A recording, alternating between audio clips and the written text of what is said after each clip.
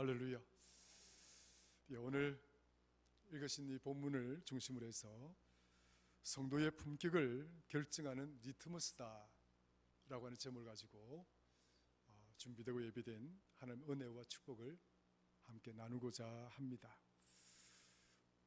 여기 두 가지 좀 어려운 단어가 있는데요, 품격이라고 하는 단어와 리트머스라고 하는 단어이지요. 우리가 일상적으로 품격이라고 하면 이렇게 자세하게 설명을 못해도 여러분들은 이미 이 품격이라는 단어에 대해서 우리 스스로가 다 인지하고 있고, 또 그 의미가 어떤 의미인지를 우리가 다 이해를 하고 있는 단어입니다. 그런데 막상 또 이걸 설명해 보라고 그러면 이걸 어떻게 설명하나 고민스러운 단어들이죠. 말 그대로 품격이라고 하는 단어는 한자어죠. 그러니까 쉽게 말하면 인간의 품성과 인간의 인격, 그러니까 우리의 품성과 우리의 인격을 일컬어서 품격이다 이렇게 이야기를 합니다.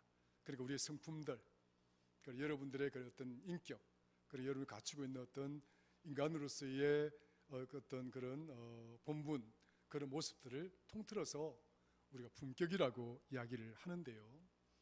그런데 사실 이 품격이라는 이 단어를 우리 일상 속에 사용하고자 할 때는 사실 이 사전적인 이러한 있는 그대로의 의미보다는 보다 높은 수준과 보다 높은 가치를 부여하는 단어가 되겠습니다.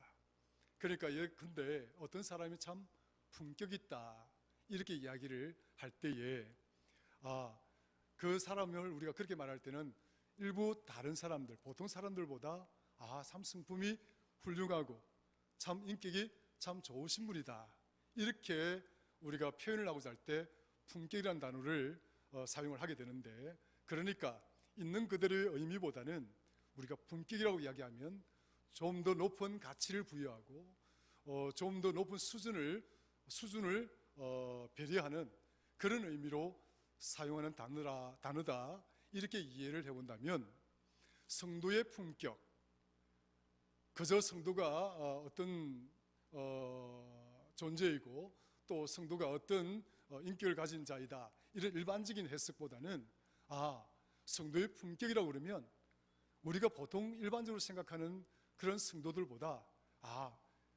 격식이 높구나, 그러니까 어떤 성품이나 가지고 있는 어떤 생각이나 마음이나 태도나 그런 행동들이 보통의 성도들보다 좀 수준을 높이 가지고 있는 것이구나, 혹은 저분이 가지고 있는 어떤 삶의 태도가 우리가 가지고 있는 어떤 것들보다 굉장히 가치 있는 삶을 추구하는 것이구나, 이런 의미가 좀 부여되어질 때 참 저분은 참 성도로서의 품격이 참 좋다 이렇게 이야기를 하는 것이죠.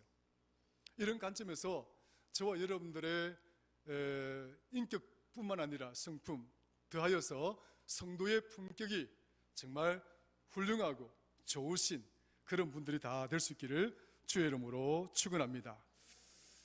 지난 시간에 찐 성도의 의미에 대해서 우리는 세 가지의 주제를 잠깐 생각을 해보았죠. 정말 진짜 성도가 어떤 성도인가 했을 때의 첫 번째는 하나님과 화평을 누리며 살아가는 자다. 하나님과 원수되지 아니하고 하나님과 평화를 누리면서 살아가는 자가 진짜 성도이고, 두 번째는 하나님께 기쁨으로 영광을 돌리면서 살아가는 자, 그분이 진짜 성도이다. 세 번째는 천국의 소망을 잃지 아니하고 어떤 상황, 어떤 처지 속에서도 천국의 소망을 품고 살아가는 자가 진짜 성도이다. 적어도 이 세 가지의 기준에서 한 가지라도 빠지면 성도로서 자질이 조금 부족하다고 말씀을 드릴 수가 있는 것이죠.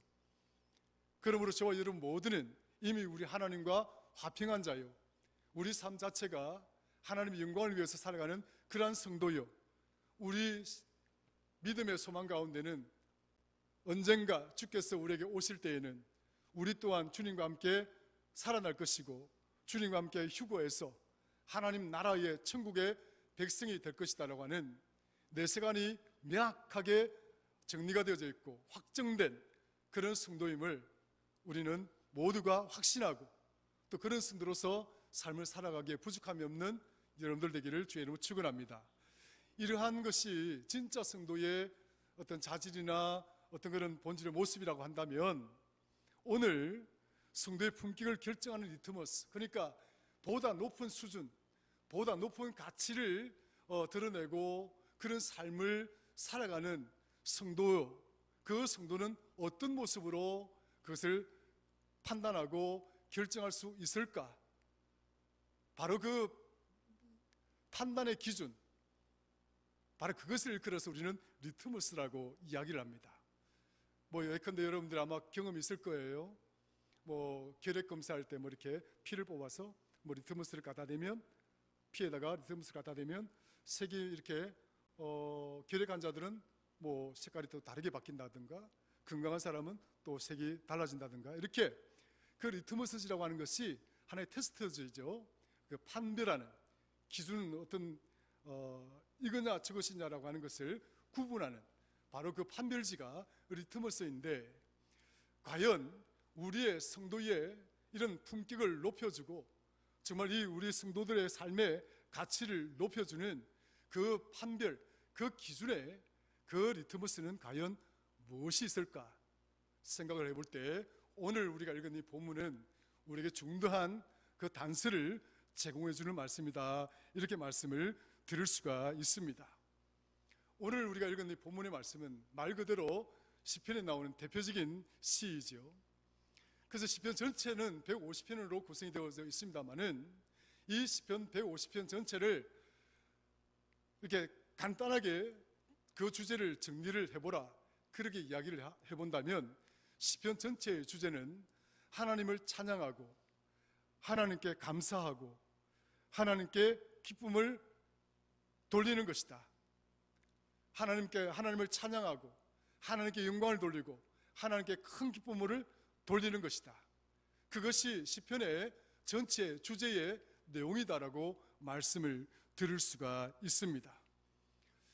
오늘 본문을 쭉 읽어보시게 되면 이 본문은 전체 26절로 구성이 되어져 있는 중편의 시편이라 할 수 있고 혹은 장편의 시편이라 할 수가 있는데, 그런데 1절부터 26절까지 두 가지의 문구가 계속 반복되어지면서 이어지고 있다는 사실을 아마 여러분들 보게 될 것입니다.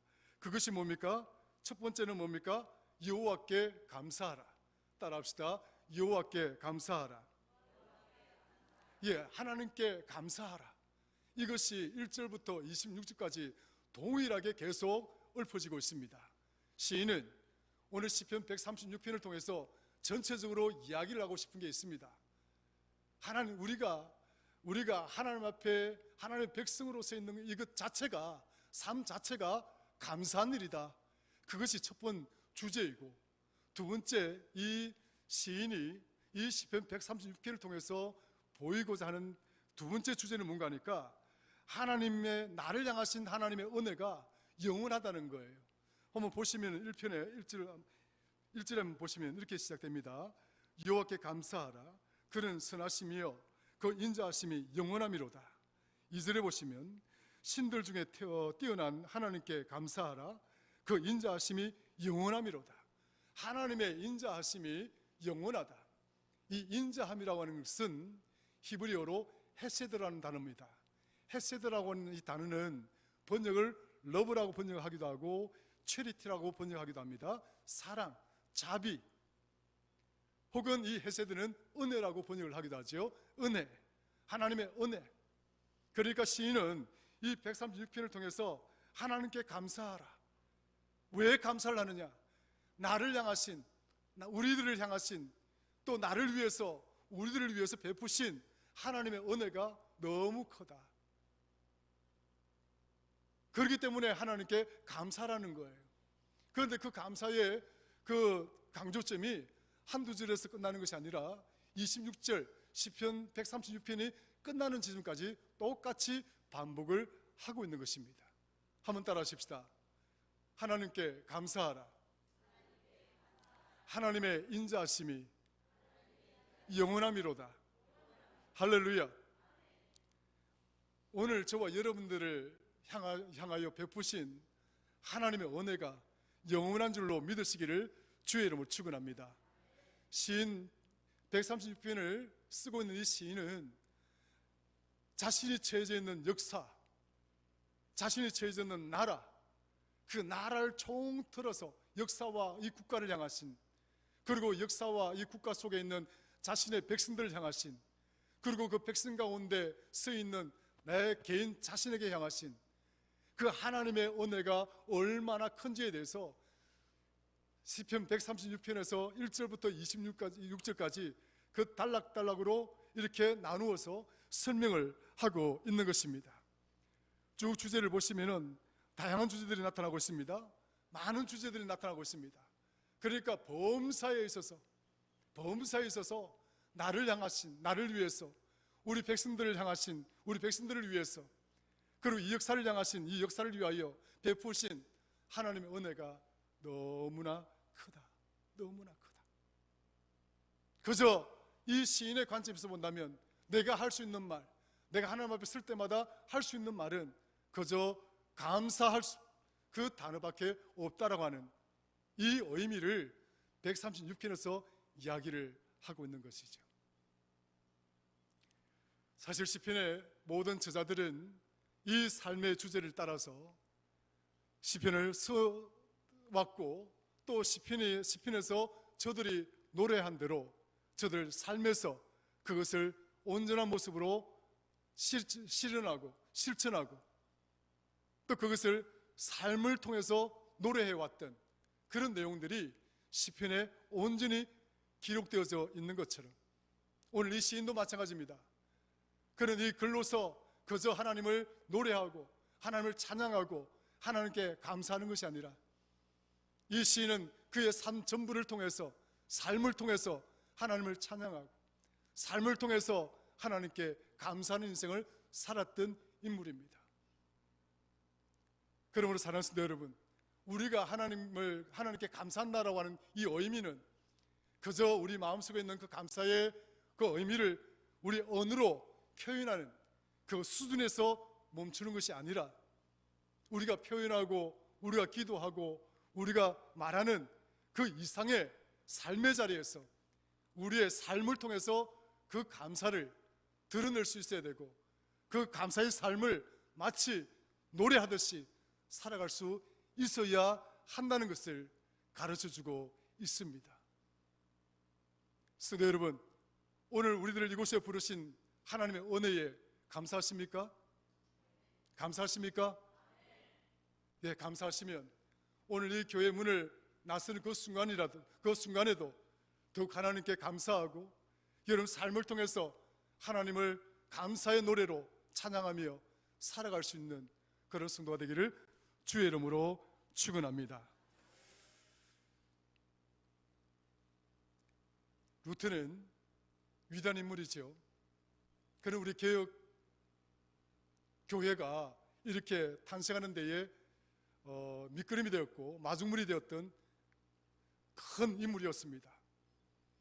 그 시대를 장악하고 있던 거대한 종교 공동체 캐톨릭과 맞서서 비성경적이고 비신앙적인 부분들을 지적하며 목숨을 걸고 투쟁을 하고, 그 과정 속에서 오늘날 우리 개신교회를 이렇게 탄생하는 데에 기여했던 인물입니다. 그런데 루터가 그의 인생 삶에 있어서 그에게는 믿음의 신조가 하나 있는데, 그것이 뭐냐면 바로 솔라 그라시아 프로메입니다. 솔라 그라시아 프로메. 이거는 라틴어죠. 솔라 그라시아 프로메라는 말은 영어로 말하면 Only grace for me, 오직 나를 위한 하나님의 은혜. 내가 이 종교 개혁을 할 수 있었던 것도, 그리고 내가 이 불의와 맞서서 내 목숨을 내걸 수 있었던 것도 따지고 보면 전적으로 하나님의 은혜였다. 내가 죄인 되었을 때에 하나님은 스스로 인간이 되셔서 십자가에 못 박혀 돌아가시고 내 죄를 대속해 주신 그분의 사랑, 그분의 은혜가 있었기 때문에 내가 지금 이 불의와 맞서서 싸울 수가 있고, 내가 이 불의와 맞서서 내 목숨을 내어 던질 수 있는 그 힘과 용기를 얻을 수 있는 것은 솔라 그라시아 프로메, 오직 하나님은 나를 위해서 베푸신 은혜였다.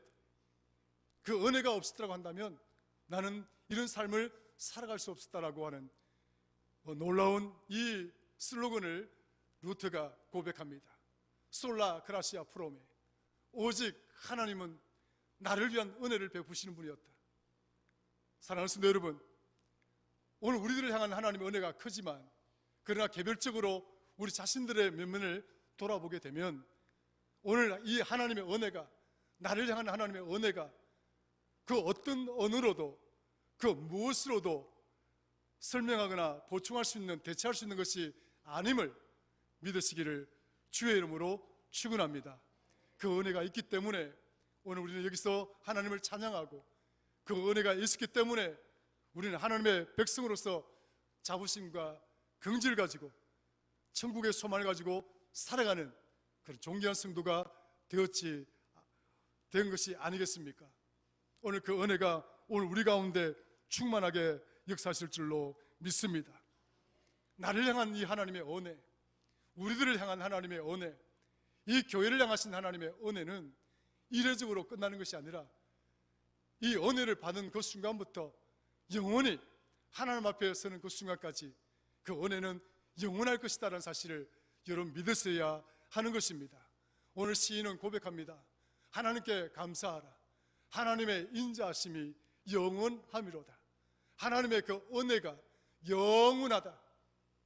이례적으로 끝나는 것이 아니라, 순간적으로 끝나는 것이 아니라, 적당하게 머물다 끝나는 것이 아니라, 하나님이 나를 붙드신 이상, 하나님이 우리를 택하신 이상, 하나님은 우리들을 반드시 영원토록 책임져 주시는 하나님이신 줄로 믿으시기를 주의 이름으로 축원합니다. 그 은혜를 우리가 깨닫게 되면, 우리가 그 은혜를 우리가 확신하게 되면 우리 삶 자체가 어떻게 변화될 수밖에 없을까요? 우리는 감사하며 살아야 되는 이 이유가 있는 것입니다. 감사라고 하는 것은 그냥 주어지는 것이 아닙니다. 기쁨이라는 것도 그저 주어지는 것이 아닙니다. 사실 감사와 기쁨이라고 하는 이 단어는요, 사실 거의 같은 단어예요. 우리가 영어로 이 그레이스라고 하는 이 단어가 그라시아라고 하는 단어에서 왔죠. 이 그라시아라고 하는 단어는 라틴어 은혜라는 뜻인데, 이 영어로 번역하면 그레이스라는 뜻이에요. 그런데 이 그라시라고 하는 이 어근이 어떤 어근이냐면 은혜에도 사용되어지고 감사에도 사용되어진 단어예요. 그래서 라틴어로 그라시투도 하면 이것은 감사라는 단어예요. 영어로 쓰면 gratitude라고 됩니다. 그 다음에 기쁨이라는 것도 같은 단어로 사용되어졌어요. 영어로 쓰면 gratification이라는 말은 영어로 큰 기쁨이라는 뜻이에요. 큰 희열, 우리가 보통 joy라고 기쁨을 이야기하는데, 그보다 더 큰 기쁨을 이야기할 때 gratification이라고 이야기합니다. 큰 희열, 큰 기쁨. 그런데 이것을 라틴어로 쓰면 그라티카시오입니다. 그라티카시오. 이 그라티카시오라는 말도 역시 이 영어로 쓰면 gratification이라는 단어와 같은 단어인데요, 따지고 보면 감사나 기쁨이나 그 뿌리를 같이 두고 있다라고 하는 거예요. 하나님의 구원의 은혜가 오늘 저와 여러분들을 기쁨의 충만한 자리로 인도하시기를 주의 이름으로 축원합니다. 구원의 은혜만큼이나 우리를 크게 기쁘게 만드는 것이 없잖아요. 또 그렇게 되어져야 되잖아요. 여러분 살아가면서 여러분들을 가장 기쁘게 하는 것이 무엇이라고 생각이 들어집니까? 또 나는 어떤 것이 나를 가장 기쁘게 하였다라고 여러분들은 주장할 수가 있겠습니까? 아마 지금까지 살아오시면서 슬펐던 일도 많고 참 실망스러운 일들도 많았겠지만, 그러나 그 가운데 정말 여러분들 기쁘게 하였던 일들이 참 많이 있었을 거라 생각이 들어집니다. 나의 첫사랑을 만났을 때 그때 참 기뻤을 것이고, 여러분 아내와 결혼했을 때도 참 기뻤을 것이고, 또 여러분들이 첫 아기를 낳았을 때도 정말 그 어떤 것과도 바꿀 수 없는 그 기쁨이었을 것이고, 여러분들이 처음으로 집을 이렇게 가지게 되었을 때 얼마나 기뻤겠습니까? 등등. 우리가 살아오면서 내가 정말 만났던 기쁨, 내가 누렸던 그 기쁨, 그걸 뭐 어떻게 말로 다 할 수가 있겠습니까? 그러나 그 가운데서도 내게 있어서 가장 큰 기쁨이었다라고 고백할 수 있는 것은 과연 무엇일까요? 성도 여러분, 하나님이 스스로 인간이 되셔서 십자가에 못 박혀 돌아가시고 내 죄를 대속해 주시고, 그리고 나를 택하고 선택하셔서 하나님 나라의 백성 만드시고 자녀로 삼아 주셨다라고 하는 이 놀라운 사실에 대해서 여러분들 그 어떤 것과도 바꿀 수 없는 기쁨이라고 스스로 규정할 수가 있겠나요? 나는 내 생애에 있어서 이것만큼, 이 기쁨만큼이나 그 어떤 것과도 바꿀 수가 없고, 그 어떤 것과도 이 기쁨을 이길 수가 없고 넘어설 수가 없다라고, 이 기쁨이야말로 최고의 기쁨이었다라고 말할 수가 있겠나요? 성도 여러분, 오늘 시인은 바로 우리에게 이러한 깨달음을 던지고 있는 거죠. 질문도 던지고 있고요. 저와 여러분들에게 오늘 이 시인이 던지는 질문에 대해서 우리는 답을 할 수가 있어야 됩니다. 처음부터 마침까지, 인생의 첫 시작부터 마치는 인생까지 하나님께 감사하라. 하나님의 인자하심이 영원함이로다. 성도 여러분, 나를 여기에 있게 하신 하나님, 나를 하나님의 백성 삼아주신 하나님, 나를 죄에서 구원하신 그 하나님의 그 은혜가 여러분들 삶에 있어서 그 어떤 기쁨의 이야기들보다, 그 어떤 기쁨의 내용들보다도 가장 크고 그 어떤 것과도 바꿀 수 없는 그런 기쁨이 될 수 있기를 주의 이름으로 축원합니다. 그러므로 사랑하는 성도 여러분, 이 기쁨이 있게 된다고 한다면 우리는 정녕 감사의 삶을 살아갈 수가 있습니다. 왜냐하면 우리 주님이 가르쳐 주신 그 은혜라고 하는 것, 하나님이 우리에게 보여주신 그 은혜라고 하는 것은 일반 상식적인 어떤 진행 방향에 따라서 주어진 것이 아닙니다. 전혀 우리는 하나님의 사랑을 받을 수 없는 자리에 있었습니다. 우리는 전혀 그 사랑을 누릴 수 없는 그런 자리, 그런 죄인된 자리에 있었습니다. 우리는 태어나는 순간부터 죄가 내 안에서 왕노릇하였고, 우리는 태어나는 그 순간부터 죽음이 내 안에서 왕노릇하였던 세상에 속한 자였었습니다. 하나님은 친히 독생자를 십자가에 죽이시기까지 우리를 사랑하심으로, 그럼에도 불구하고 우리 죄를 용서해 주시고, 우리의 오만함과 교만함, 우리의 그 죄된 모습에도 불구하고, 그럼에도 불구하고 하나님 우리를 용서하시고 은혜를 베푸셔서 이곳에 우리를 부르셔서 예배케 하셨다는 사실을 기억해야 된다는 사실을 반드시 우리는 명심해야 됩니다. 성도 여러분, 우리는 그저 여기에 있는 것이 아닙니다. 그저 물 흘러가듯이 순리대로 여기 와 있는 것이 아니라, 그럼에도 불구하고 전혀 이곳에 있을 수가 없고 전혀 이 은혜를 누릴 수 없는 그런 버림받은 자식들, 정말 땅끝에 서서 절망하고 낙심하고 소망이 없던 그 자리에서 우리는 부르심을 받아 소망 있는 자가 되어졌다는 사실을 기억해야 됩니다. 이런 사랑을 일컬어서 우리는 아가페 사랑이라고 이야기하고, 이런 사랑을 일컬어서 우리는 그럼에도 불구하고 사랑이라고 이야기를 합니다. 내 죄가가 이렇게 크다 할지라도, 내 허물과 내 연약함이 이렇게 엄청나다 할지라도, 그럼에도 불구하고 하나님이 나를 하나님 백성 삼아주신 것, 이것이 하나님의 사랑입니다. 여호와를 사랑하고 하나님을 사랑한다고 한다면 적어도 이 그럼에도 불구하고의 삶을 조금이라도 내 삶 속에 녹여낼 수 있는 그런 성도가 되어져야 됩니다. 감사란 내가 이만큼 받았기 때문에 내가 내는 그런 정도의 감사를 이야기하는 것이 아닙니다. 오늘 시인이 말하고 있는 감사란 내가 이만큼 받았으니까 이만큼 돌려주겠다라고 하는 그런 기브 앤 테이크의 의미가 아닙니다. 나는 아무것도 드린 것이 없지만, 나는 아무것도 하나님을 위해서 땀 흘려 수고하고 애쓴 그런 삶이 아니지만, 하나님은 하나님 전부를 나를 위해서 베풀어 주셨습니다. 하나님의 존귀한 그 생명마저도 나를 위해서 베풀어 주셨습니다. 우리 백성들을 위해서 베풀어 주셨습니다.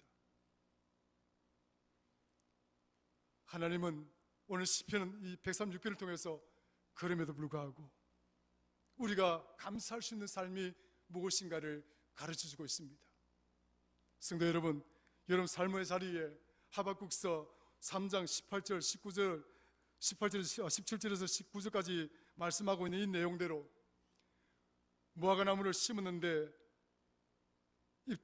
잎사귀만 무성하고, 포도나무를 심었는데 소출이 없고 열매가 없고, 감람나무를 심었는데 소출이 없고, 밭을 갈았는데 먹을 것이 없고, 우리 안에는 소가 없고 외양간에는 가축도 없는 그런 처지 경험해 보셨습니까?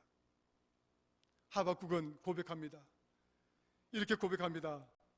비록 무화과나무가 무성하지 못하며 포도나무에 열매가 없으며 감람나무에 소출이 없으며 밭에 먹을 것이 없으며 우리의 양이 없으며 외양간에 소가 없을지라도 나는 여호와로 말미암아 즐거워하며 나의 구원의 하나님으로 말미암아 기뻐하리로다.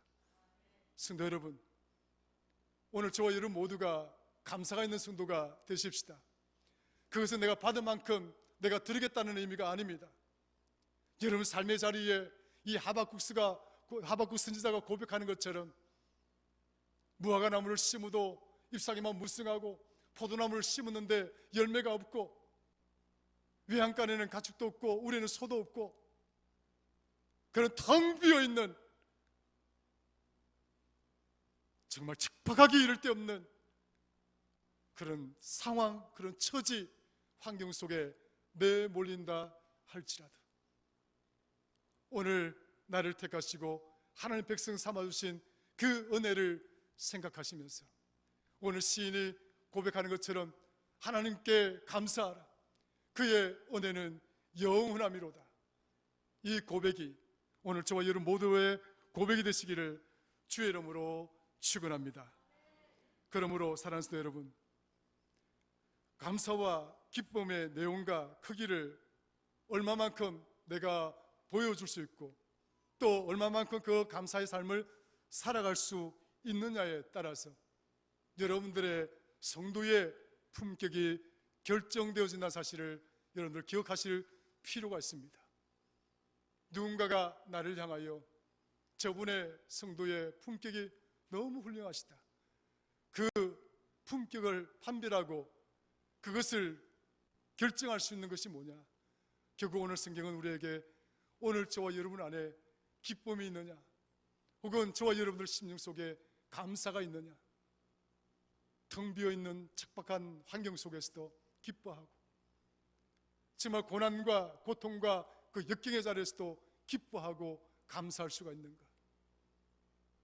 성도 여러분, 우리는 기뻐하고 감사하는 것만큼 받게 되는 줄로 믿으시길 바랍니다.